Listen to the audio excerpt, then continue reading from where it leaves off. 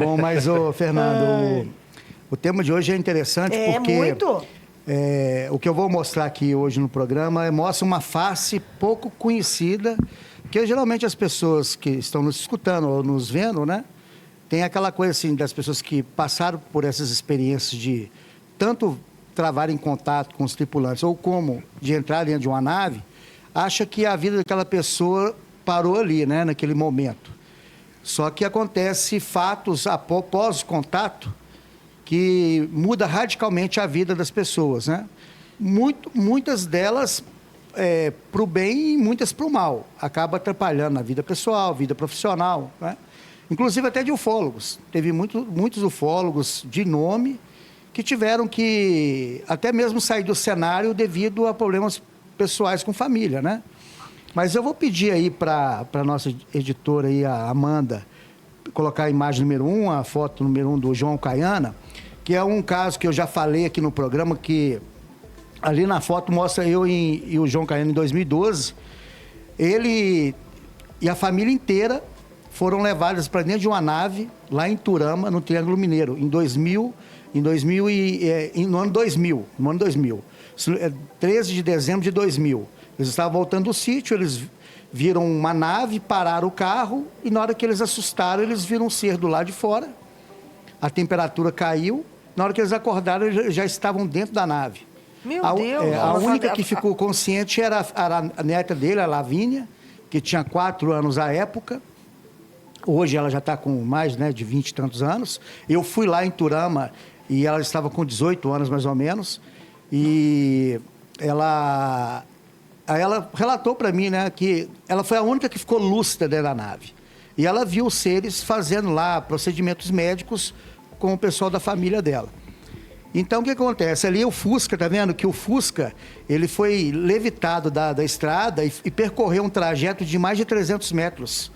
Eles, dentro do Fusca, na volta, eles viram, né, o carro no alto, sendo transportado na estrada e foi deixado a 300 metros do local onde eles teriam sido sequestrados, abduzidos, né?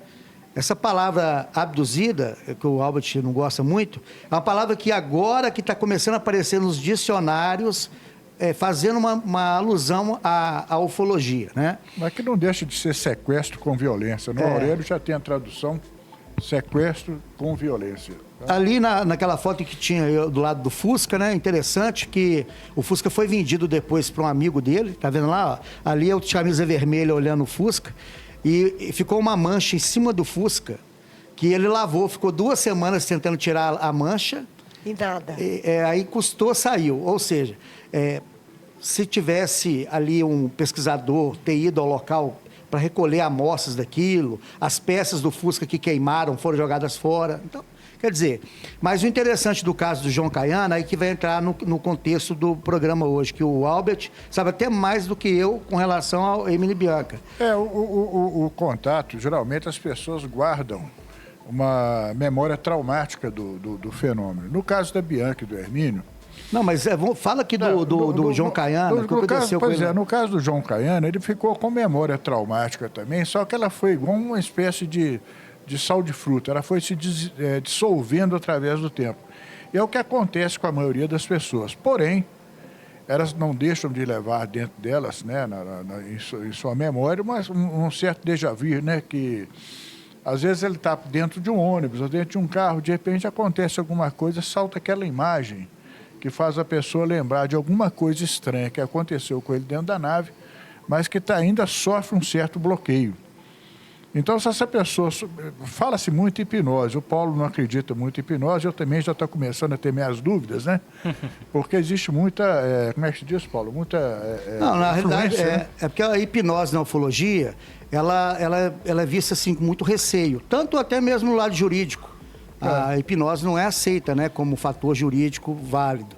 Mas no caso do João Caiano, o que aconteceu logo após o contato da família? Estava ele, a mulher família dele... A filha e a neta. Tá. Dentro do Fusca. Os 4. Eles não lembravam de nada do que teria ocorrido, somente a neta. Importante o horário. Foi 9 horas da noite. 9 horas da noite. E eles foram atendidos depois no hospital municipal lá de Iturama, aí o médico atendeu, viu que eles estavam... Eles voltaram no mesmo dia? Eles voltaram no mesmo dia. Eles mais ou menos um lapso de uns 40, 50 minutos Tá. que eles ficaram dentro da nave. O que aconteceu depois, que eles foram para o hospital público e lá eles contaram para o médico o que tinha E acontecido. como é que eles voltaram? Como é que eles apareceram de novo dentro do Na hora Fusca? na hora que eles já recobraram a consciência, eles estavam no alto, vendo a estrada embaixo, à noite. E aí eles viram que eles estavam flutuando com o Fusca. Meu Deus. Aí, na hora que o Fusca foi deixado, né, suavemente no solo, ele ligou, o carro pegou e ele foi embora. Só que, acho que é porque era um Fusca que pegou, porque praticamente queimou quase tudo dentro dele. O caso do Hermínio Bianca Fusca, foi um resistente. carmanguia, não deixava de ser. Né? Mas teve outros casos com Fusca também, do Onilson Pátero, que eu vou falar aqui também, era um Fusca, que também ele estava dirigindo. Mas aí, depois que a família Caiana voltou para casa, tudo, eles passaram a ser hostilizados lá em Turama. As pessoas passavam em frente à casa, jogavam pedras, xingavam. Aí eles tiveram que ficar quê, reclusos. gente? Uma cidadezinha pequena, onde o pessoal, em sua maioria, eram evangélicos. E existe uma área dessa religião que são muito radicais, né? Eles atacam até pessoas de religião de matriz africana. Tudo que não está de bem com as ideias dele de crença, né? Eles fazem esse tipo de coisa. Então, isso não é novidade. Foi basicamente isso que ele me contou, né? Porque o pessoal começou a fazer a associação do que teria acontecido com eles como uma coisa sobrenatural, que eles passaram por não por uma experiência alienígena, mas por alguma coisa nesse sentido que o Albert falou. Então eles ficaram praticamente meses sem praticamente sair de casa, sofrendo todo tipo de ataque. Até que chegou um ponto, né, que aí as emissoras de TV começaram a ir lá, eles participaram do programa do Ratinho, várias outras emissoras foram lá. E aí eu fui lá em 2012 para fazer um artigo, na época que eu fazia parte da revista UFO. Eu fui lá, rodei 1.400 quilômetros para Iturama, que daqui é 200 quilômetros depois de Uberlândia, né? Mais de 200 quilômetros. Uma cidade pequenininha. Então, o que mudou na vida do João Caiana? Ele é um eletricista, pessoa simples. Ele ainda está vivo? Está vivo, né? E a esposa dele não gosta de falar sobre isso. Toda vez que ela vai falar, ela chora. Ela chora, a neta não gosta de falar do assunto. Chamada memória traumática, né? E o único que leva numa boa, que acha que é um escolhido, é o Caiana. Ele acha que ele é uma pessoa escolhida. Então, ele mudou completamente a vida dele. A casa dele agora é cheia de fotos de desenhos de discos voadores, de cristais. Aí ele falou comigo que ele recebe lá direto místicos, né? Não ufólogos, místicos, que vão lá fazer rituais na casa dele, com ele, porque acha que ele é uma pessoa escolhida pelos alienígenas. Entendi. Então virou como se fosse uma meca a casa dele. Ali. Essa parte é a parte curiosa, porque existem outros casos em outras partes do Brasil que trazem a mesma coisa. O caso do Hermínio Bianca foi a mesma coisa, porque o Hermínio era um testemunho de Jeová, se não me engano, um pastor, e a Bianca seguia a religião, né? Mas ela bebia, fumava, era uma pessoa assim que não tinha muito aqueles vínculos da religião, né? Foi em 61, né? Daquela imposição. O do Hermínio Bianca foi em 76. Ah, é 76, isso, justo. E o caso deles também, o carro foi levado para dentro da nave, né? Era um carmanguia, e que estava num estado assim deplorável, né? Tanto que ele parou na estrada de noite porque o assoalho do carro estava praticamente todo furado e o ar estava entrando, né, do motor, aquele gás, né, estava entrando no motor. E ele me falou: ó, eu estou com sono, preciso dormir um pouco, eu vou parar aqui, no asfalto de perto de Matias Barbosa, uma estradazinha vicinal, ele parou ali, né? E era uma época de verão, né, que caía aquelas tempestades, limpava o tempo, ficava bonito. E a Bianca, naquela janela ovalada do carmanguia, ela deitou o banco e ficou olhando. E, curiosamente, ela falou assim: uai, eu não sabia que aqui em Minas o pessoal soltava balões tão bonitos quanto no Rio, não. O que ela achou que era um balão, veio descendo, né? Se aproximou e parou em cima do carro deles e sugou o carro deles lá para cima. E daí para frente começou a saga do casal, né? Eles começaram a dar várias entrevistas no programa do Flávio Cavalcante, na Tupi, na época, e ali criou-se aquela história, né? E sem esquecer, Albert, que eles tentaram criar uma comunidade lá em Vargem Grande. Exatamente. Uma comunidade alternativa. Inclusive, muito parecida com o Projeto Portal. Exatamente. Do seu amigo aí, que você gosta bastante dele.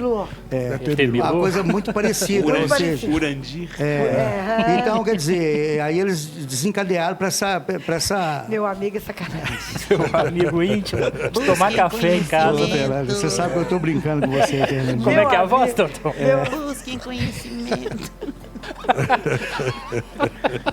Mas o desfecho aí do Hermínio e Bianca foi o que eles tentaram fazer em Vargem Grande, né? Eles tentaram criar uma comunidade para ter contato com esses seres. Foi o curioso de sair. E eles contam o que aconteceu com eles? Tudo. Inclusive,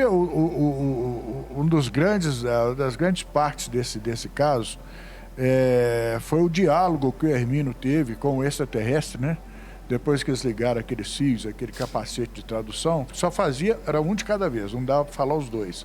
Uma hora falava a Bianca, outra hora falava o Hermínio.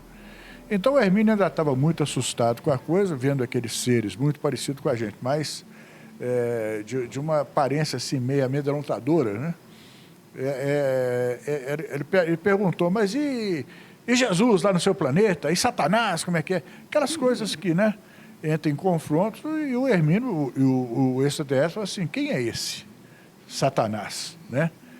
Então começou aquele debate entre eles lá e é curioso, tem até eu vou sugerir a vocês, inclusive, né? Isso saiu no Estado de Minas, a saga do Hermínio e Bianca foi publicada no Estado de Minas, foram quantas reportagens? Foram 14 páginas. Foram 14 páginas inteiras, feito pelo Irã Firmino, que ainda é vivo, o jornalista. E ele esteve lá no sítio também, sabe? Nós tivemos contando lá. Toda a saga do casal Hermínio e Bianca. Eu tenho tudo lá em casa. Inclusive, isso está disponível lá no site da OVNI Pesquisa. Uma das coisas que só para não esquecer, curiosa que aconteceu, foi numa noite que nós estávamos lá no sítio, um frio danado, mês de julho, e lá não tinha lugar para ficar. Ou era barraca, sabe? Ou então era uma casinha lá que eles chamavam de, né?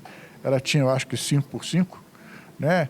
Onde tinha um fogão ali, alguma coisa, e jogava-se uns colchonetes no chão e dormia ali dentro. Mas nós mesmos dormimos lá de fora, nas barracas.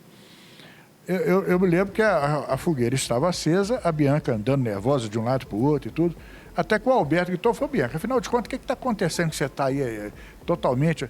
Ela falou, Alberto, tem umas coisas aqui que eu não sei se eu falo, eu não sei se eu não falo, porque já tem muita gente duvidando, sabe? O pessoal está vindo aqui para ver disco voador, e isso não é garantia. O Carrano nunca falou que ia fazer aparição pública, né? Ele falou, mas do que se trata, então? Ele falou assim, se trata porque, olha para você ver agora, o Carrano falou que está chegando um povo novo aqui na Terra, vindo de um lugar, assim, não igual ao deles, mas paralelo ao deles, né? E esse povo está muito interessado nas aeronaves que o povo aqui da Terra fabrica. Eles não conseguem entender como que nós conseguimos tirar um Boeing do chão, né? Com aquele peso todo, cheio de mala, cheio de gente dentro, com um número mínimo de acidentes. Então eles vão pegar 3 aeronaves em 3 lugares diferentes. Olha para você ver, ela falando isso aí, adiantou isso aí meses, né? E vão levar para análise. E muito provavelmente as pessoas que estiverem lá não vão votar. E aconteceu na Argentina, um avião sumiu na Argentina, depois o Pedro Valentriste na Austrália, né? E aí depois aquele avião com 5 geógrafas do voo da Votec, que tinha até uma moça aqui se não me engano, de Itaúna. Até hoje ninguém sabe onde foi parar aquele avião. Agora, o diálogo que teve entre eles, né, da torre de controle com o avião, foi uma coisa curiosíssima. Mas até hoje estão aí os 3 aviões, isso aí 3 meses antes que aconteceu da Bianca. E qual foi o diálogo? O diálogo foi o seguinte, inclusive uma das pessoas, que era, eu não sei se você se lembra, no Fantástico, todo final de ano, tinha um quadro que aparecia uma vidente que falava que ia descobrir recursos minerais e tudo e tal. E a repórter estava gravando com ela, Neila Alckmin, o nome da vidente, lá do sul de Minas. Ela falou assim, olha, eu estava gravando com ela e de repente a Neila ficava passando a mão assim no mapa e tudo. E de repente falou, opa, tem uma coisa estranha. Eu estou vendo mulheres gritando dentro de um aviãozinho amarelo, que era um avião da Votec, era um Islander, né? Avião inglês. E ela falou, eles estão se aproximando da gente, que diabo de coisa é aquela, né? Isso de dia, sabe? Devia ser umas 3 horas da tarde, mais ou menos. E a torre comunicando sai daí, que esse negócio eu não estou vendo, aqui nós só vemos um eco. O que vocês estão vendo aí em cima? E o piloto apavorado e tal, e de repente houve uma estática, sabe, nunca mais se viu falar daquele avião. Ô, Albert Paulo, uma dúvida. Por falar em avião, aquele avião da Malaysia Airlines, né, que sumiu, ninguém sabe registro, ninguém nunca mais viu. A ufologia, ela trata esse sumiço de alguma forma? Chegou a estudar? Chegou a levantar alguma possibilidade, alguma O hipótese? que você acha, Paulo? Bom, quando o avião desapareceu, aí é lógico que começou ali a pipocar algumas coisas. Sempre tem aquelas pessoas que tentam ligar qualquer coisa à ufologia, sempre tem, né?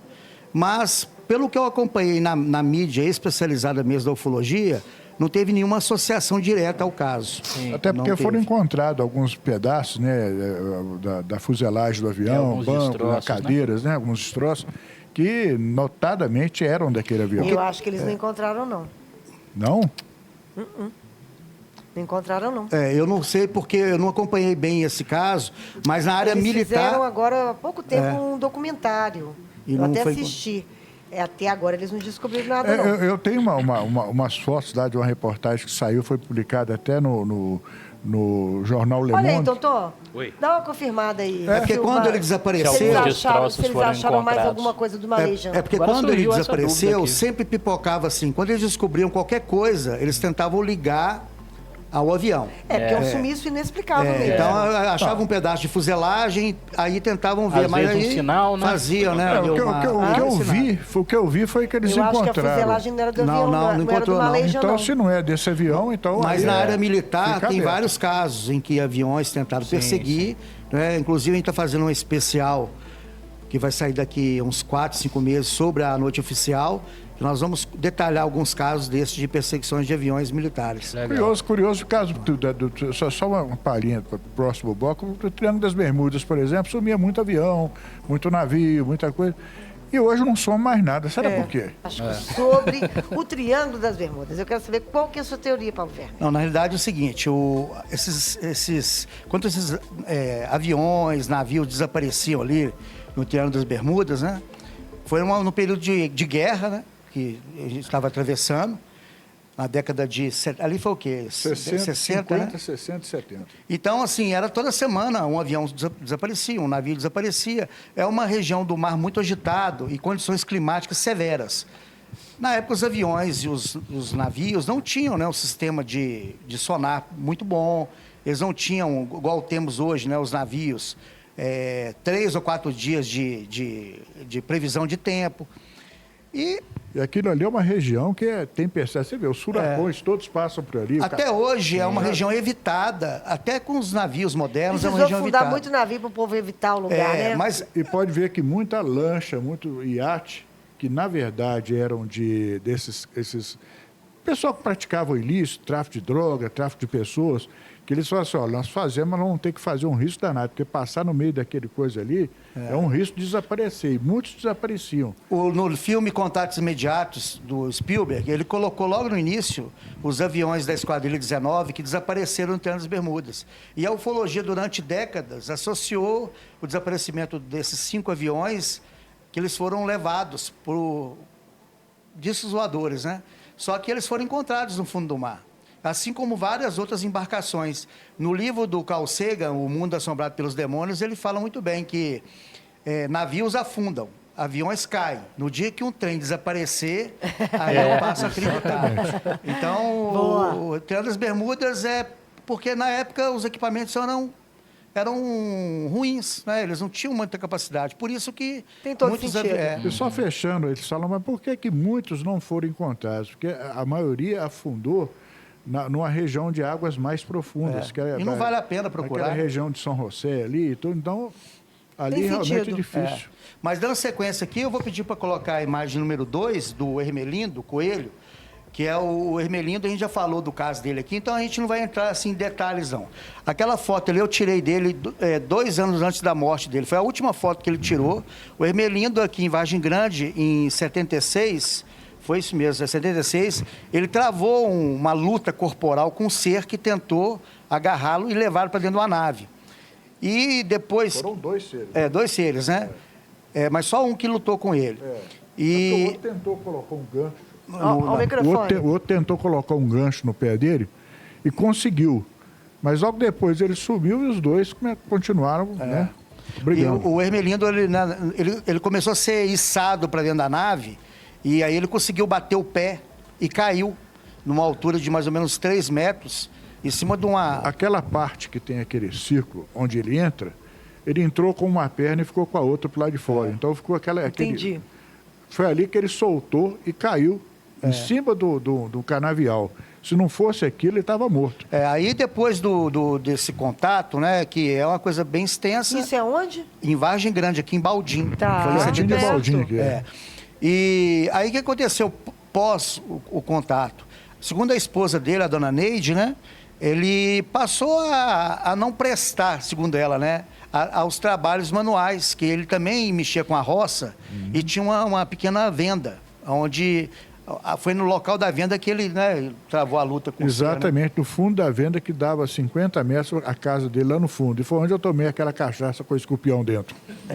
Foi a primeira vez que eu experimentei. Mas a vida dele mudou completamente. Ele teve a saúde dele debilitada. Mesmo que foi uma coisa muito... Diz ele que essa luta com esse ser durou quase 15 minutos. Né? E isso passou no Globo Repórter na época, o Úvel entrevistou, né, o Hermelindo, e eu e o Albert, constantemente nós vamos em Vargem Grande para fazer ali essa coleta de informações. Isso custou 2 cravículas, várias costelas e um joelho fraturado. Viu? E ficou ruim. E na imagem número 3 aí, que eu vou pedir para colocar, do Plínio Bragato, o Plínio Bragato, eu fui o primeiro pesquisador aí lá em Valadares. Ele também foi em dezembro de 96, o mesmo ano do caso Varginha. Ele foi levado por uma nave de Valadares e surgiu em Montes Claros. Na época, daria mais de 800 quilômetros. Hoje não é menor o trajeto por causa das novas rodovias que eles fizeram e tudo mais. Ali, a foto que eu tirei do Plínio, eu fui o primeiro pesquisador a ir lá. O que acontece? O relato dele é muito fantástico. Na época saiu em todos os jornais, inclusive esse livro aqui do Cláudio Suenega, que é um ufólogo fantástico, ver se dá para mostrar aqui o livro. Ele fez um livro chamado Contatados, né? Que o Cláudio Suenega, ele é formado em História, hoje ele está no Japão, e ele é consultor da revista Alvo em Pesquisa. Ele cita esse caso do Plínio Bragato aqui no livro, né? O interessante do caso do Plínio Bragato é que ele é um senhor muito simples, ele não conseguiu ler a credencial que eu mostrei para ele na época. E a história dele é muito... assim, tem um enredo muito fantástico. E depois disso, ele começou a virar alvo ali, né, de jornalistas, de imprensa, de curiosos, porque foi numa época que ainda a internet estava ainda engatinhando, né? É aquela do telefone. Discado. 96. E ele passou a ser como se fosse uma celebridade. E começou a inventar um monte de coisas. Porque eu fui o primeiro a entrevistá-lo, primeiro. Estive frente a frente com ele gravou, inclusive essa entrevista está lá no canal da Hora de Pesquisa e vai estar no meu livro agora, né, o caso do Plínio Bragato. E aí ele passou a criar como se ele fosse um escolhido, né, que é o que a gente chama na ufologia de síndrome do contactado, ou seja, a pessoa passa por uma experiência, às vezes aleatória, ele estava ali no momento errado, né? Na hora errada, ele foi levado.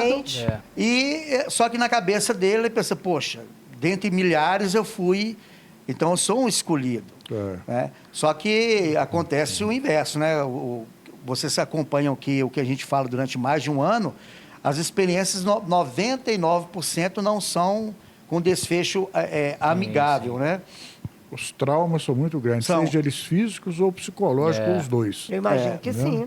E aí tem a foto número 4, que eu vou pedir para colocar. Nós não vamos entrar nem mais no tema aqui, que é o Hermínio, que tem uma foto que eu e o Albert tiramos com o Hermínio quando a gente participou. Era as priscas. Olha para você ver os dois lá. Tinha cabelo, tinha cabelo.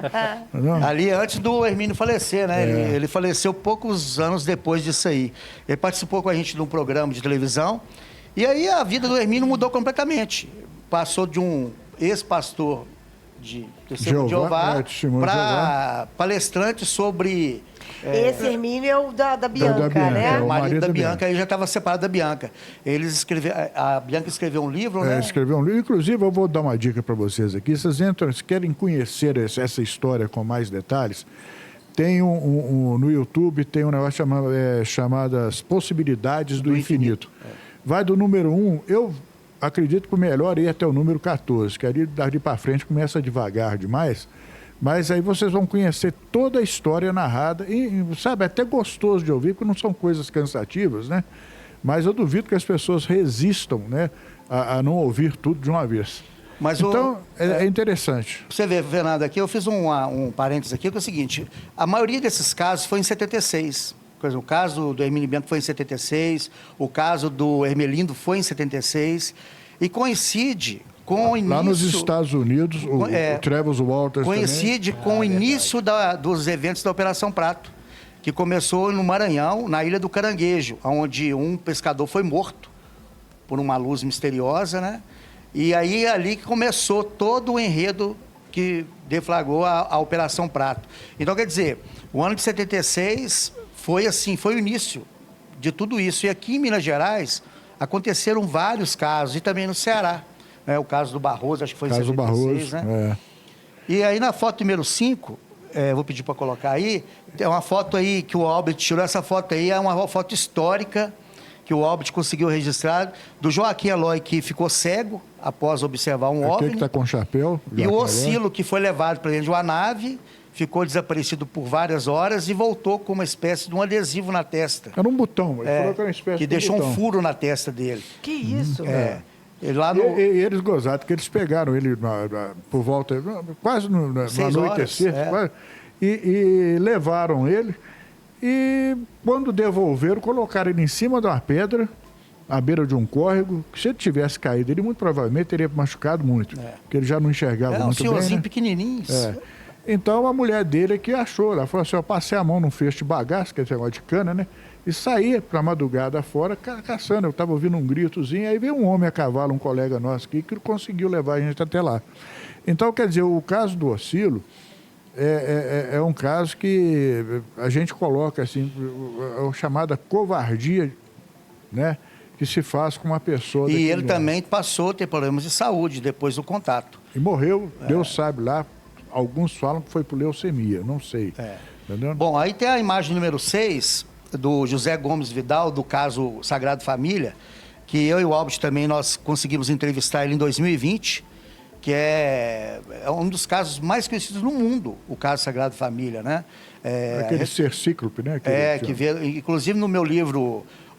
Qual que foi esse caso aí? É o caso Sagrado Família, acontecido na rua Conselheiro Lafayette, em 63.